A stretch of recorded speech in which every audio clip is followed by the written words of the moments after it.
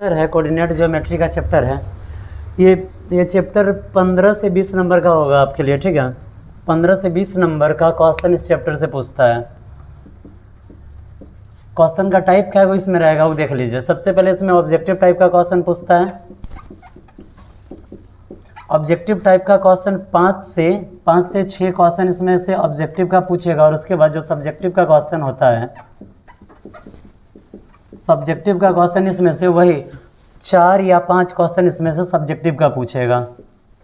और जो सब्जेक्टिव का इसका क्वेश्चन होता है, प्रत्येक क्वेश्चन 2 नंबर का होता है, और कभी कभी इस चैप्टर से वो क्वेश्चन पूछ देता है 5 नंबर में। 5 नंबर में जो क्वेश्चन पूछेगा वो क्वेश्चन त्रिभुज से रिलेटेड पूछेगा, ठीक है।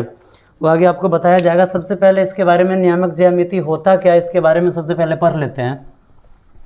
देखिए क्या होता है कि सबसे पहले हम समझेंगे कार्तीय तल। कार्तीय तल होता क्या है, ये जो एक प्लेन है, इस पूरा प्लेन को क्या हम बोलेंगे, कार्तीय तल बोलेंगे, ठीक है। इस पूरा प्लेन को हम कार्तीय तल बोलेंगे। एक कार्तीय तल को 4 भागों में बांटा जा सकता है। कितने भाग में हम बांट सकते हैं, 4 भाग में। कैसे, तो देखिए सबसे पहले इसका 2 भाग ये हो गया, और उसके बाद इसका 2 भाग ये हो गया। हम 2 लाइन से एक दूसरे को कट करके एक कार्तीय तल को कितने भागों में बांट सकते हैं, 4 भाग में बांट सकते हैं। ये जो 4 भाग होता है, तो इसका सबसे पहला भाग ये वाला रूम है, जिसको हम फर्स्ट क्वाड्रेंट बोलेंगे। इसको हम सेकेंड क्वाड्रेंट बोलेंगे। इसको हम थर्ड क्वाड्रेंट बोलेंगे, और इसको हम फोर्थ क्वाड्रेंट बोलेंगे, ठीक है। और देखिए आपके पास ये जो 2 लाइन है, एक ये वाला लाइन है और एक ये वाला लाइन है। ये वाला जो लाइन होता है इसको हम एक्स अक्ष बोलते हैं। क्या बोलते हैं इसको, हम एक्स अक्ष बोलते हैं। इस एक्स अक्ष को भुज भी बोला जाता है। क्या बोला जाता है, भुज। इसको हम लिखेंगे एक्स और इसको हम लिख देंगे एक्स डैश। ये वाला पॉइंट हमारा हो जाता है वाई, और नीचे वाला हो जाता है वाई डैश। अब देखिए ये जो वाई वाला लाइन है, इसको हम लिखेंगे वाई अक्ष, और वाई अक्ष को कोटि भी बोला जाता है। क्या बोला जाता है, कोटि बोला जाता है, ठीक है। अब देखिए ये जो x और x डैश या y डैश देने का मतलब है, इसका मतलब आखिर क्या है। ये जो आप देख रहे हैं x वाला ये जो लाइन है टोटल, इसमें यहाँ से इधर वाला x का हो जाता है और यहाँ से इधर वाला x डैश का हो जाता है। जो x एक्सिस पर है, ये जो बिंदु कटा है, इसको सबसे पहले हम देख लेते हैं। इसको हम बोलते हैं मूल बिंदु। क्या बोलते हैं, मूल बिंदु। मूल बिंदु, ठीक है। इंग्लिश में इसको ओरिजिन बोला जाता है। ये जब हम मूल बिंदु से हम दाहिना तरफ जाते हैं, तो हमें जितना मान मिलेगा सारा मान प्लस में मिलेगा, यानी कि +1 +2 +3 +4 +5। और जब हम मूल बिंदु से इधर बायां पक्ष में आते हैं, तो हम इधर -1 -2 -3 -4 -5 -6 ऐसे ही आगे तक, और हम आगे तक जा सकते हैं। ऐसे ये जो y वाला लाइन है, अगर हम y की तरफ जाएं तो हमें इधर मान मिलता है 1 2 3 4, उसके बाद 5। जब हम नीचे आते हैं, तो जब हम डैश की तरफ जाएंगे, फिर हमें माइनस में मान मिलना स्टार्ट हो जाएगा। -1 -2 -3 -4 -5, ऐसे ही नीचे जाएंगे, -6 -7 -8 ऐसे ही आता जाएगा। ये जो हमारा मूल बिंदु है, अगर हम 1 से पहले आए तो फिर भी 0 होता है, -1 के बाद में आए फिर भी 0 होता है, फिर यहाँ 1 से नीचे आएंगे फिर भी हमें 0 मिलेगा, और -1 से ऊपर जब हम जाते हैं फिर भी हमें 0 मिलता है। यानी कि कुल मिलाकर कहानी यही हुआ कि ये जो मूल बिंदु है, इसमें x और y दोनों का मान 0 होता है। यानी कि मूल बिंदु का जो निर्देशांक होता है 0,0 होता है। निर्देशांक में जो पहला मान है, पहला ये वैल्यू है, ये होता है x का, और दूसरा वैल्यू होता है y का, ठीक है। अब इसके बाद हम बात कर लेते हैं चिन्ह परिपाटी का। आखिर ये चिन्ह परिपाटी होता क्या है, तो किस बॉक्स में कौन सा मान प्लस में आएगा और कौन सा मान माइनस में आएगा, ये हमें देख लेना है। सबसे पहले हम चलते हैं फर्स्ट क्वाड्रेंट में। देखिए अगर आपको याद नहीं है, फिर भी यहीं से आपको पता चल जाएगा कि किस क्वाड्रेंट में मान प्लस में होता है या माइनस में होता है। देखिए यहाँ पे जब हम फर्स्ट क्वाड्रेंट में जाते हैं, फर्स्ट क्वाड्रेंट में हम देख रहे हैं कि x वाला जो लाइन है इसका भी टोटल मान प्लस में है, यानी कि x का मान टोटल प्लस में आएगा। और उसके बाद हम देख रहे हैं कि y वाला भी, मतलब ये जो रूम है ना, रूम जिस रेखा से घिरा हुआ है इसको देखना है, तो y वाला ये जो मान है ये भी टोटल प्लस में आया हुआ है, यानी कि y का भी मान होता है यहाँ पर प्लस में।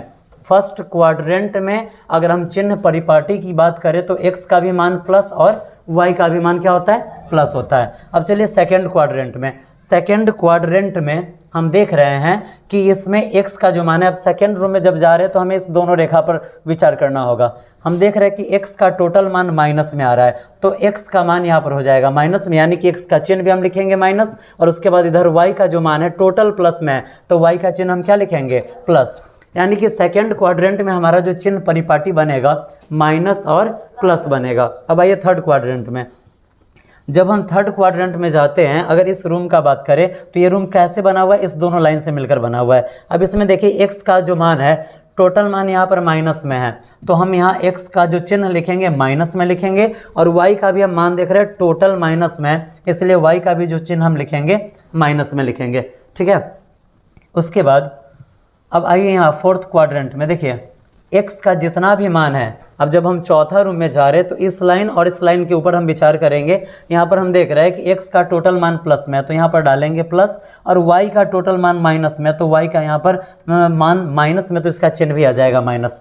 कुल मिलाकर बात क्या हुआ कि जब हम चिन्ह परिपाटी की तरफ अगर हम ध्यान करते हैं, हम देख रहे हैं कि इसमें क्या हो रहा है, फर्स्ट क्वाड्रेंट में दोनों मान प्लस प्लस, सेकंड क्वाड्रेंट में पहला मान माइनस और दूसरा प्लस, थर्ड क्वाड्रेंट में दोनों मान माइनस है, दोनों चिन्ह माइनस है, और यहाँ फोर्थ क्वाड्रेंट में दोनों चिन्ह पर अगर हम विचार करते हैं तो पहला चिन्ह प्लस और दूसरा माइनस है। ये जो चिन्ह लिखा गया है इसको चिन्ह परिपाटी बोला जाता है। ये जो first quadrant, second quadrant, third quadrant, fourth quadrant लिखा गया है, ये आपको इसका घर दिखा रहा है। उसके बाद ये जो लाइन है, आपसे कभी कभी ऑब्जेक्टिव में पूछता है कि एक्स अक्ष को क्या बोलते हैं, तो एक्स अक्ष को हम क्या कह सकते हैं, भुज कह सकते हैं, और वाई अक्ष को हम क्या कह सकते हैं, कोटि कह सकते हैं, ठीक है।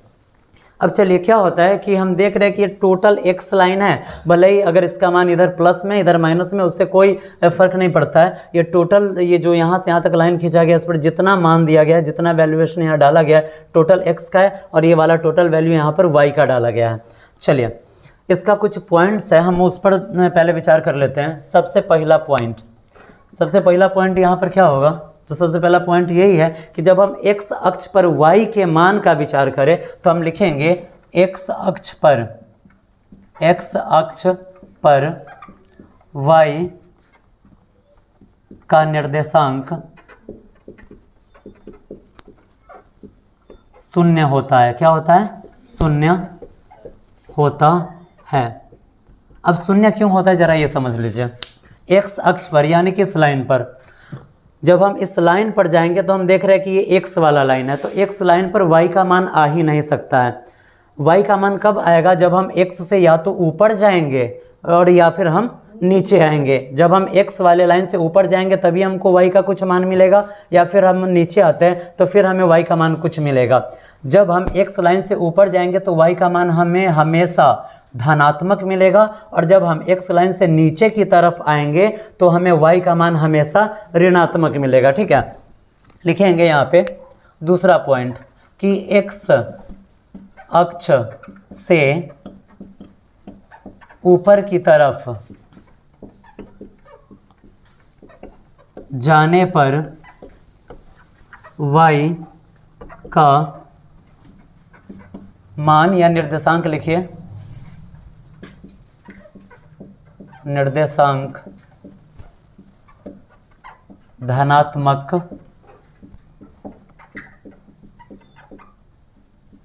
मिलता है। और जब हम क्या करते हैं, x अक्ष से नीचे की तरफ आते हैं तो y का जो भी नियामक मिलेगा सारा नियामक हमें ऋणात्मक मिलेगा। लिखेंगे x अक्ष से नीचे की तरफ आने पर y का नियामक ऋणात्मक मिलता है। अब चलिए ये तो हो गया x का। अब y पर हम विचार करते हैं। जब हम y पर जाएंगे y लाइन पर, तो y लाइन पर एक x का वैल्यूएशन कुछ भी नहीं मिलेगा। x का वैल्यूएशन कब मिलेगा? जब हम या तो इस लाइन से दाहिना तरफ जाए और या फिर बायां तरफ जाए। अब हम यहाँ पर लिखेंगे फिर से y अक्ष पर x का नियामक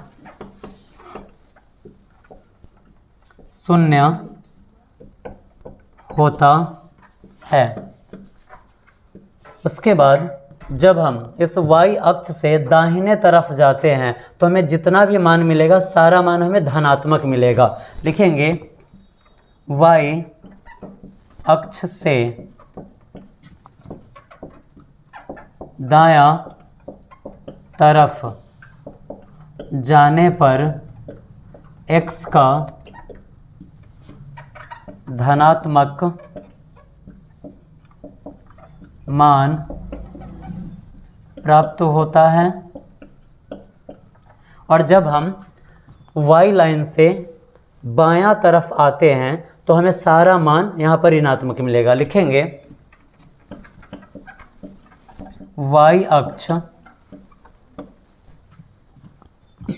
से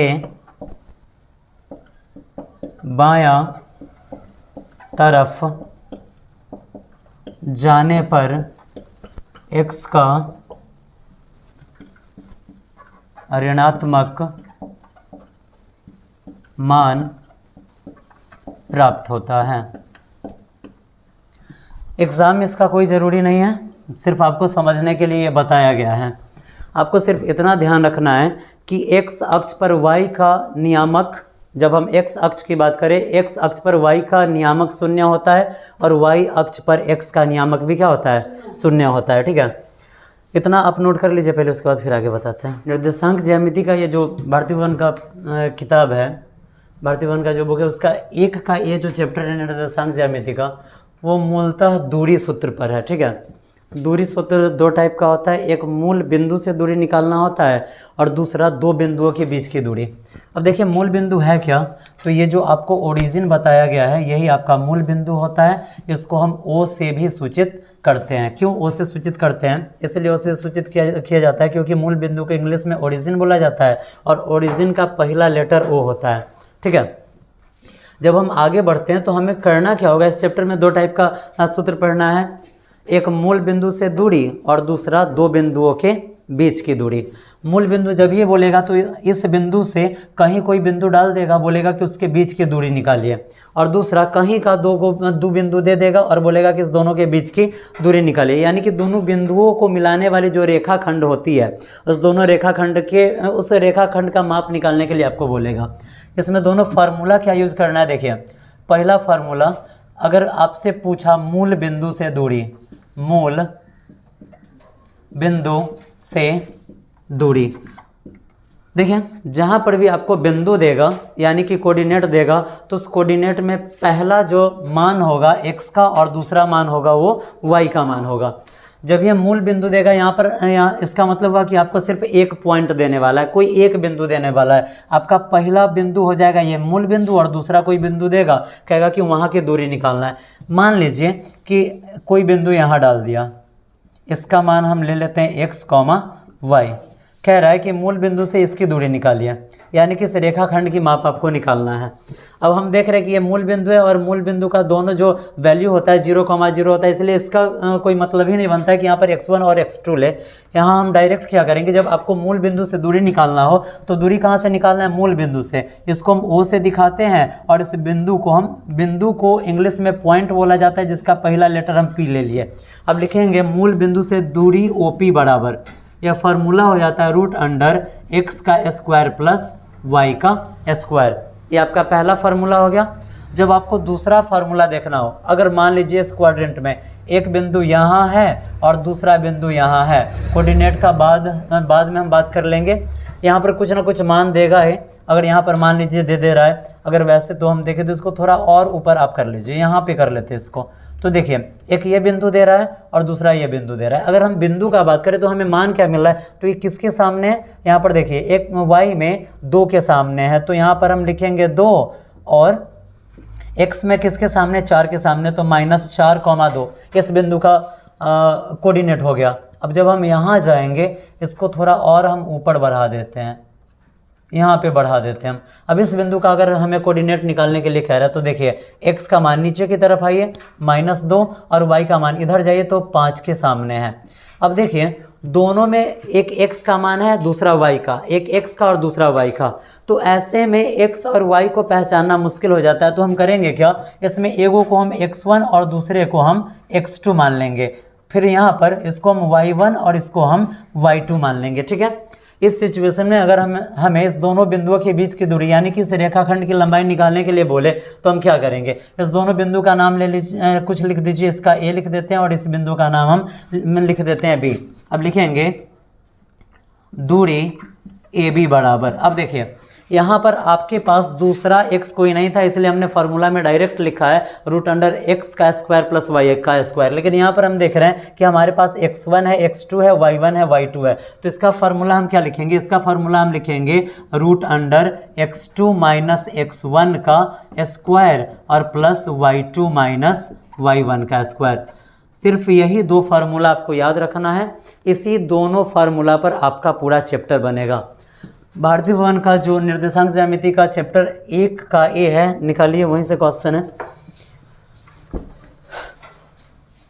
कुछ प्रश्नावली भी देख लीजिए ताकि बनाने में सहूलियत हो जाए।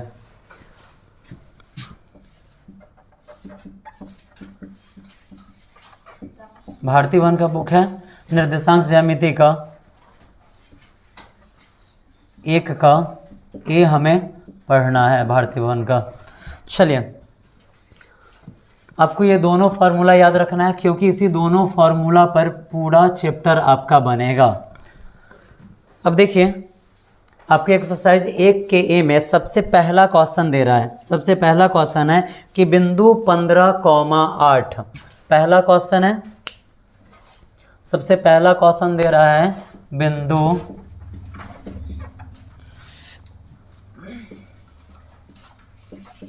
15,8, हमारा ये पहला क्वेश्चन है। बिंदु 15,8 की दूरी मूल बिंदु से निकालें। कहाँ से दूरी निकालना है, मूल बिंदु से निकालना है। कोई पॉइंट दिया हुआ है, आप देखिए कि दोनों पॉइंट आपका प्लस में है, 15 भी प्लस में और 8 भी प्लस में है।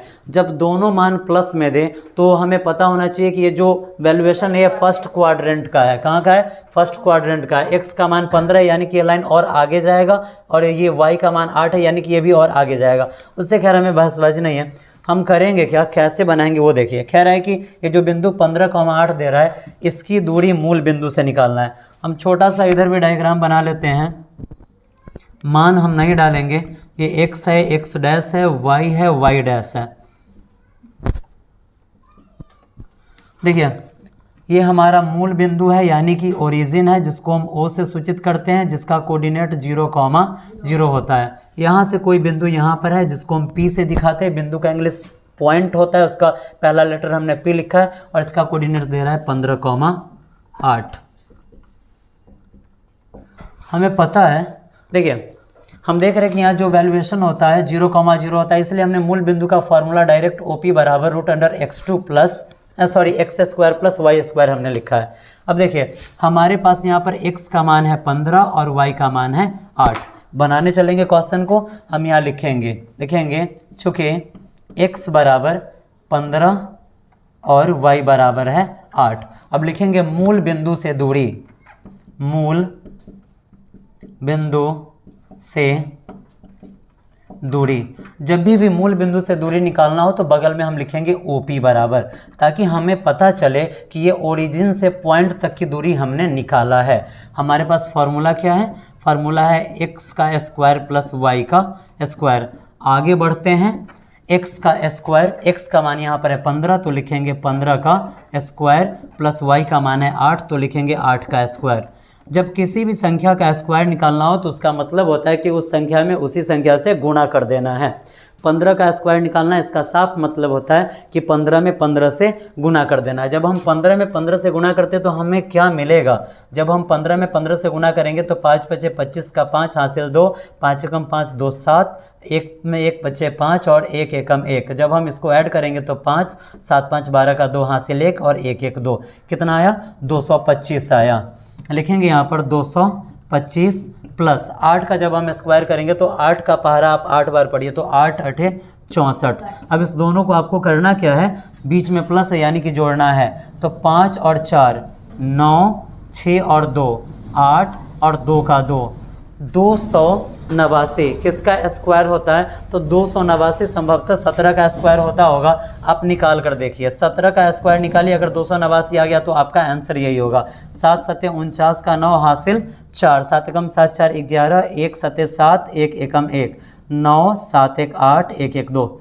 17 का स्क्वायर है, हम यहाँ लिख देंगे 17। अब देखिए क्वेश्चन में आपको ये जो कोऑर्डिनेट ज्योमेट्री का क्वेश्चन है इसको सेंटीमीटर या मीटर में नहीं देगा, डायरेक्ट आपको लिखना है 17 इकाई। यही हो गया आपका आंसर।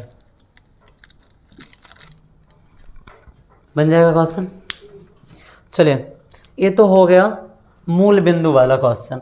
एक बिंदु वाला जहां दो बिंदु देगा उसके बीच की दूरी हम कैसे निकालेंगे वो भी आपको दिखा देते हैं। इसको मिटा दें।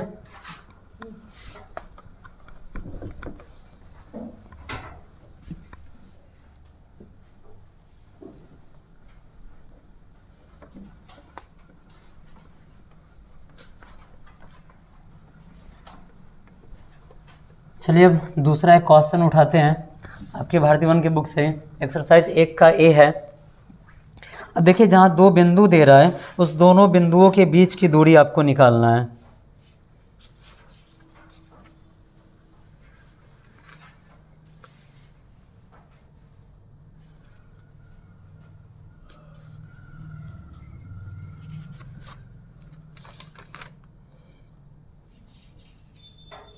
चलिए चौथा नंबर का पहला क्वेश्चन है, एक्सरसाइज 1 का है। चौथा का पहला क्वेश्चन है, कह रहा है कि बिंदुओं 4 का पहला है। क्वेश्चन लिख रहा है कि बिंदुओं -1, 3 तथा -5, 7 के बीच की दूरी निकाले, की बीच की दूरी ज्ञात करें, के बीच की दूरी ज्ञात करें। देखिए यहाँ हम देख रहे हैं कि हमारे पास दो गो पॉइंट का मान यहाँ दिए हुआ है। आपको पहले भी बताया गया है कि अगर आपको दो गो नियामक दे, यानी कि अगर आपको दो गो नियामक दे दिया जाए तो आपको करना क्या है? पहला नियामक को ए के बराबर में ले लेना है और दूसरे नियामक को बी के बराबर में ले लेना है। ठीक है, हम यहाँ लिखेंगे। अब देखिए यहाँ पर जब ये दो गो नियामक मिलता है तो हमें यहाँ पर x1 x2 y1 और y2 मानना पड़ेगा। चलिए कैसे बनाएंगे इस क्वेश्चन को? लिखेंगे यहाँ पे माना कि a बराबर -1, 3 तथा b बराबर -5, 7 है। तो आइए लिखेंगे x1 बराबर, x1 का मान -1 है और x2 का मान हमारे पास हो जाएगा -5। उसके बाद y1 का मान हम लिखेंगे यहाँ पर 3 और y2 का मान हम यहाँ पर लिखेंगे 7। ठीक है, अब हमें दो बिंदुओं के बीच की दूरी निकालना है। दोनों बिंदुओं के बीच की दूरी, ये आपका जो कोऑर्डिनेट है, ये जो कार्तीय तल है उसमें किस क्वाड्रेंट में ये मान हो सकता है? तो पहला हम देख रहे हैं कि इसमें प्रत्येक सिचुएशन में x का मान माइनस में है और y का मान प्लस में है। तो x का मान माइनस और y का मान प्लस किस क्वाड्रेंट में होता है? किस क्वाड्रेंट में होता है? सेकेंड क्वाड्रेंट में होता है। सेकेंड क्वाड्रेंट में x का मान माइनस में और y का मान प्लस में होता है। अब हम यहाँ लिखेंगे दूरी, किसके बीच की दूरी निकालना है? a और b के बीच की दूरी। तो दूरी ए बी बराबर, फार्मूला देखिए क्या लिखा हुआ है? दूरी ए बी बराबर लिखा हुआ है √√a x2 माइनस x1 का square plus y2 minus y1 का स्क्वायर। चलिए आगे बढ़ते हैं, तो रूट देते हैं यहाँ पर। देखिए x2 का वैल्यूएशन आपके पास -5 और माइनस x1, तो माइनस x1 का मान -1 है, तो -1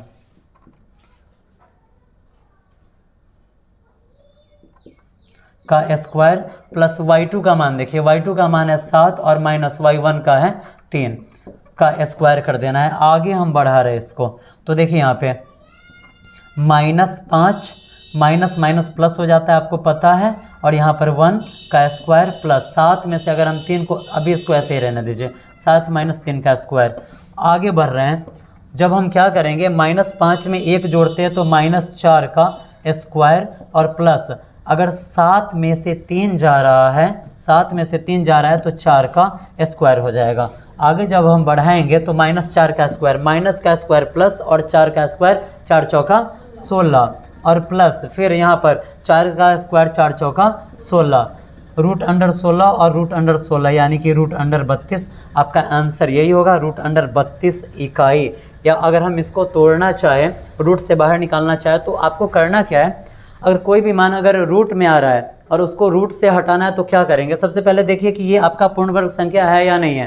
तो ये आपका पूर्ण वर्ग संख्या नहीं है। पूर्ण वर्ग संख्या कौन कौन होता है, तो 1 एकम 1, 2 दूनी 4, 3 तिया 9, 4 चौका 16, 5 पचे 25, 6 एक 36, 7 सत्ते 49, यानी कि आपका पूर्ण वर्ग संख्या नहीं है।